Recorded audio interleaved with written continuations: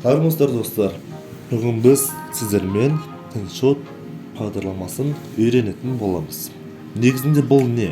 Тыңшот бұл видеоларды суретті монтаждауға тарланған ең минималды варианттың бірі.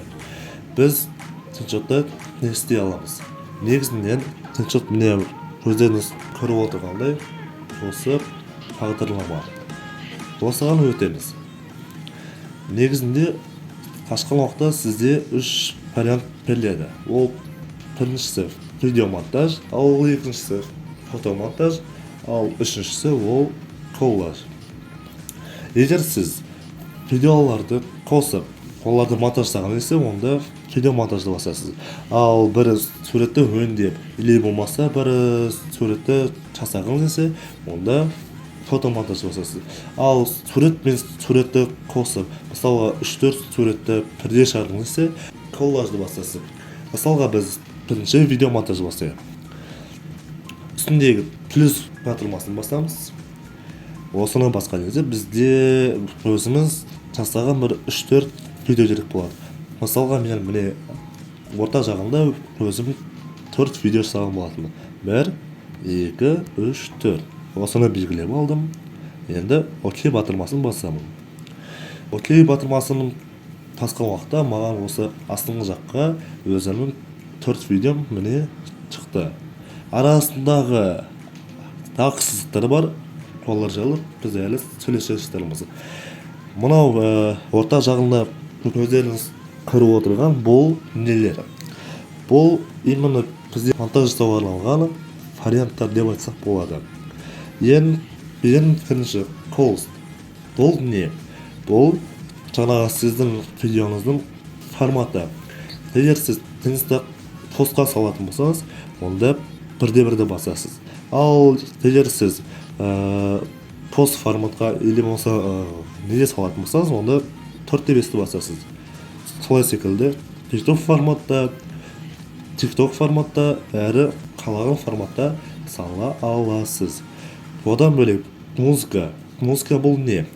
Музыка бұл сіздің видеоңызға музыка салу, или болмаса сол сіздің видеоңыздың дыбыс жағын өзгерту.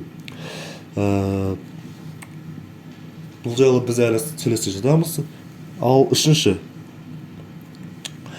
бұл не? Сіз бұл жерде өзіңіз суреттер сала аласыз, или болмаса бір белгілі бір осындай эмоция сала аласыз.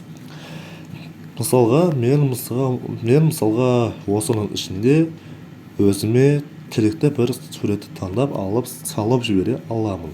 Осылай секілді мысалға. Окей батырмасын басып, әрі төртінші батырма ол текст. Тексті бассам, өзіме керекті тексті жаза аламын. Осылай секілді. X батырмасын басып өшіремін. Бесінші, бұл не? Бұл енді сіздің видеоңыздың цветін дәле деп аталады. Мысалға мен өзім эффекттер салуға болады, өзгертуме болады деген секілді. Или болмаса солай өзіме керекті нәрселерді ішінен таңдап алсам болады. Негізінде бұл сіздерге ондай қатты маңызды бола бермес. Сіздерге маңызды нәрсе осылар. Пока что. Одан соң обрезка. Обрезка дегеніміз бұл не? Бұл сіздің видеоңызды кесіп, үлкейту. Өзіңізде керекті жерді таңдап алсаңыз болады. Раскол. Бұл не? Именно сіз видео монтаждап шыққан жерді бөлгіңіз келсе, онда сіз сол жерге алып барып, раскол батырмасын бассаңыз, ол жер бөлінеді. Міне, көздеріңіз көргендей. Одан соң удалить батырмасы. Бұл не? Мысалға, маған осы 4 видеоның ішінде мына видео ұнамай қалды делік. Мен осы видеоға басамын да, удалить батырмасын бассам, бұл видео өшеді. Ал енді мен мына жерде назад батырмасын басып, қайтадан орнына қоюыма болады. Одан соң задний фон. Бұл сіздің видеоңыздың артқы фоны. Өзіңізде ұнаған фонды таңдауыңызға болады. Яки ұнамай жатса, онда мына батырманы басып жоғалтып жіберуге болады. Окей батырмасын басам. Одан бөлек жылдамдық. Бұл сіздің видеоңыздың жылдамдығы. 2 минутқа қоясыз ба, тез өтсін деп, или болса 27 секунд. Өзіңізге қайсысы мықты, соны тез таңдасаңыз болады. Так. Одан бөлек заменить, дублировать. Бұлар сізде маңызды болмас, сізде маңызды міне мынау. Бұл прощение, яғни айналдыру. Басқа сізде ондай қатты маңызды нәрсе жоқ. Ал енді мен сіздердің көздеріңізше осы видеоны монтаждаймын. Музыканы бастым, видеоның үстінен бастым, және де музыканы көшіріп тастадым. Әрі мына батырманы басып, мына жақтың үстінен басамын.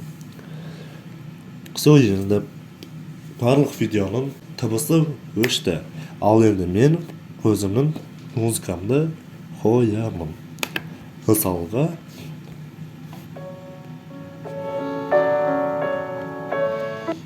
использовать батырмасын басып тексеремін.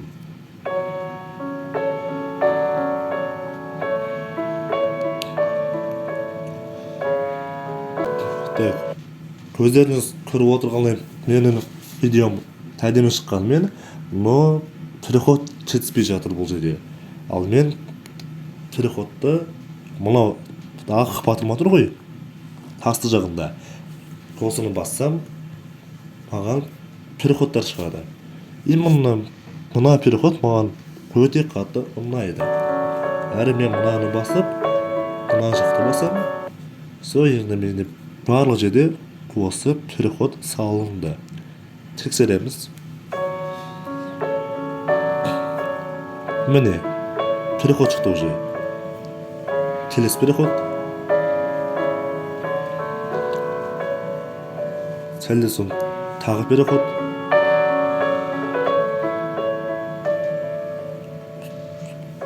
Осылай секілді міне өзіңізде керекті видеоны жасап, монтаждап алуға болады. Ал енді біз келесі фотомонтажды келесі сабақта үйренетін боламыз.